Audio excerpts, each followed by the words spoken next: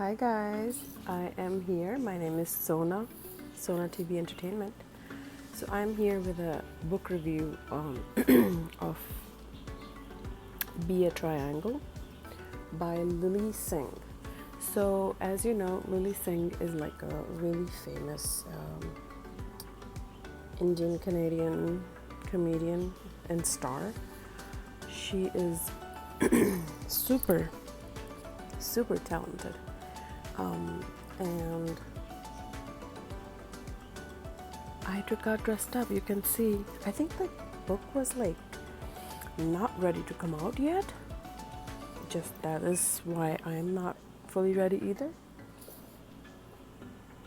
Quite honestly, I don't think it's a really badly written book. It's actually a decent book. It's only 101 pages long, which kind of made me feel like it was a little rushed. I wrote a book which was like 15 pages long. Yes, guys, I have like jhumka, tumka, bali, shali. Okay, let's be serious. So yeah, she talks about that everybody in her life is a triangle basically because she has learned the Pythagorean theorem and geometry really well in school because she was very shy in her childhood. Learned about triangle, and she finds that a triangle is actually a really strong shape, and that's why she named, and she prefers the shape triangle because it's kind of like the base is super strong and you can put like a circle on it and it can hold its own weight and the circle's weight, and if you put a square on it, it becomes a rectangle. So basically it can get modified into anything and yet hold its integrity, and it's just really solid and very strong shape. I just realized how huge I was looking from that angle, but anyways, then she talks about coming out to her parents and being queer, and that her parents kinda, and all the South Asian parents actually, and a lot of Indian Desi parents don't really give their kids any sort of kind of like a guidance on how to navigate through the world, and especially this world that is like all evolving and new, and just all these changes, and there's so many different things that we have to kind of cope with, and our parents just made us and didn't really give us any sort of guideline. So she talks about that, how hard it was to navigate through life, and how it's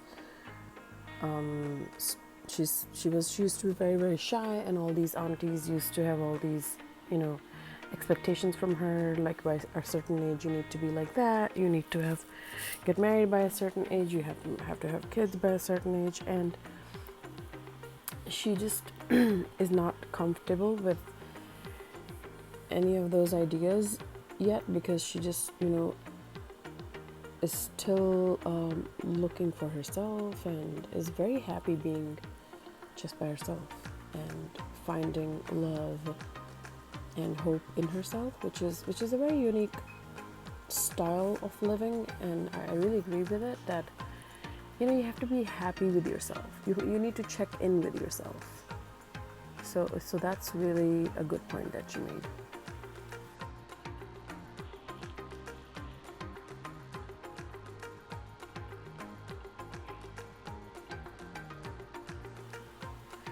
So I feel like this book was more like a journal, that she was just putting down her ideas and her, it's kind of like a mix of her journal and this is what I think life should be about, and she's kind of telling the reader to be happy and have a lot of gratitude, which I feel like it's really nothing new. There are a lot of books and a lot of podcasts and a lot of YouTube videos that tell you that anyways, and Facebook memes and Twitter is and Instagram memes are pretty good for that too, but I like reading that anyways because I feel like it kind of gives you a nice, idea on life.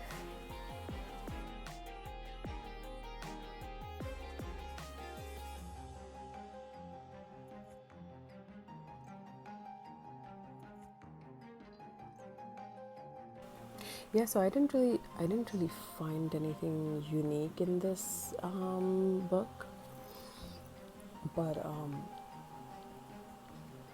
for somebody, my thing is like when I write something, I kind of don't write it that well as an American great writer would write, but I can write. I mean, I don't.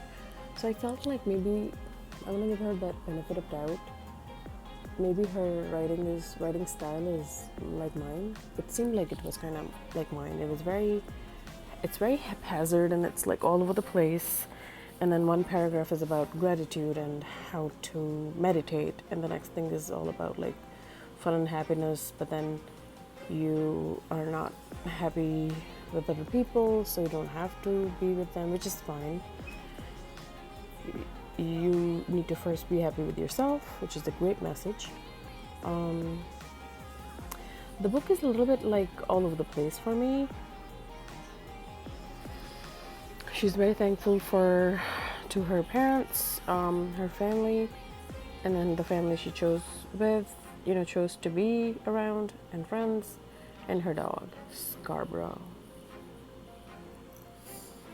I'm just getting ready for bed. But anyways, it was a quick, good read. A lot of pictures, which I will actually put throughout the video. I'll put some pictures for you guys too, and maybe I'll do some narration with it too. And then she talks about meditating. I never meditate. I just self-talk to myself. You know what I mean. I just tell myself like, hey, okay, I'm going to do this. I'm going to do this perfectly. All right. Everybody will be all right too. So, yeah, I don't like, who has time to meditate unless you're a millionaire or a billionaire and you have a lot of money and just, you just sit at home and work from home. You don't, honey, we don't meditate. We do jhadu pucha and move things from here to here or work on our computer. We don't meditate. But yeah, she tells you to meditate and clear your mind, and you don't really have to meditate like a yoga, real meditation. You can just listen to music and meditate. At the same time, you can be dancing all by yourself and call that meditation too, because it's just speaking to you, yourself, and your body, and that motion is for you. You can meditate in the shower. You can meditate however you like to. So that's also a really good big message in the book. What else? Oh yeah, and that was really sweet part when she says that her parents hugged her when she kind of came out to her parents, like, they were pressuring her that, your biological clock is ticking, do this, do that. And there's so much like expectation from they see kids, like, oh, by this time you gotta get married, or something will explode, or by this time you gotta do this, that. Do you like my ring? It's a nice one, right? It was like $15 or something, and it's just like in your face, kind of glittery, sparkly, so I kind of liked it. But anyways, yeah, sorry about the distraction. She talks about a lot of distractions, like there's so much distractions in our life, which I feel like by now we have lived so much that we are kind of like used to distractions, right? Like I don't even know. I just have distractions all the time. Like My one kid is like pulling me from this side, my other kid is like pushing my hair, pulling my hair and whatnot, so I'm so distracted all the time. But anyways, we're just used to it, right? All the time. So I have learned kind of like to focus with distractions around me. But she tells you like, yeah, don't worry about distractions, just keep doing your thing, and then you'll be happy. That's pretty much it. I think I covered all parts, right? It's literally like a lot of the book is like pictures, which I really like. It's very like fun to read. It's like almost like a comic book to read. I'll put some pictures in the in somewhere so that you guys can look at it. And then what else? I'm trying to think if I missed anything. And then yeah, she's like, well, all the time she doesn't feel like 100%, which is everybody, right? Like you and me. Nobody feels 100% all the time. Like, it's just a state of mind. Nobody's perfect. Nobody is like 100%. I'm like, oh my god, I'm a superwoman. By the way, her YouTube name was Superwoman because years ago when I started watching YouTube all the time for entertainment.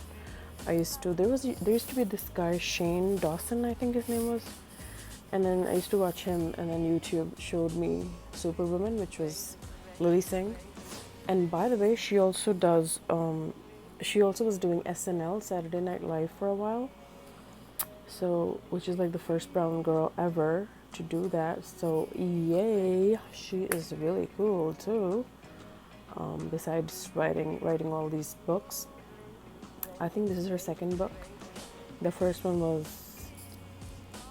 How to Be a Buzz. But anyways, it was a good and quick read. I think I get the award for being the first reviewer of the book. Come on, girl, right?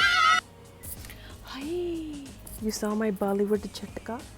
Anyways, if you like this video, please subscribe and like my channel. I do just stupid shit all the time. You will like it. At some point you will like me, right? Thank you for watching. Bye bye.